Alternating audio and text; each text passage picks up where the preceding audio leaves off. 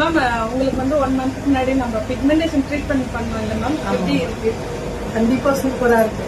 இதுக்கு முன்னாடி வந்து அப்படியே ஃபேஸே பிளாக்கா இந்த இடம் அப்படி இதெல்லாம் ஃபுல்லா பிக்மெண்டேஷன் ஃபுல்லா இருந்தது, ஃபேஸ் ஃபுல்லா இருந்தது.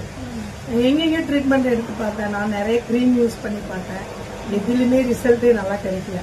அப்புறம் இங்க இன்ஸ்டாகிராம்ல பார்த்துட்டு நாங்களாம் வந்தோம். வந்து உங்ககிட்ட ட்ரீட்மெண்ட் இது 2வது டைம் யூஸ் போயிட்டு இருக்கு. 2வது ட்ரீட்மெண்ட் எனக்கு ஃபர்ஸ்ட் ட்ரீட்மெண்ட்லேயே ஓரளவுக்கு பரவாயில்ல, நல்ல ரிசல்ட் தெரிஞ்சுது.